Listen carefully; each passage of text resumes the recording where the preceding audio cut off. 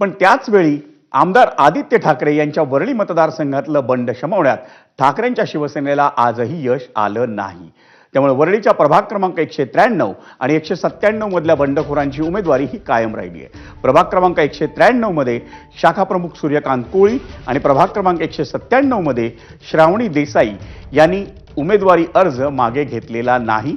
वरळीच्या प्रभाग क्रमांक 196 मध्येही ठाकरेंच्या शिवसेनेच्या बंडखोर संगीता जगताप यांनी आपली अपक्ष उमेदवारी ही कायम ठेवली आहे। शिवडीच्या प्रभाग क्रमांक 202 मध्ये माजी महापौर श्रद्धा जाधव यांच्या विरोधात शाखा प्रमुख विजय इंदुलकर यांनी उमेदवारी अर्ज मागे घेतलेला नाही।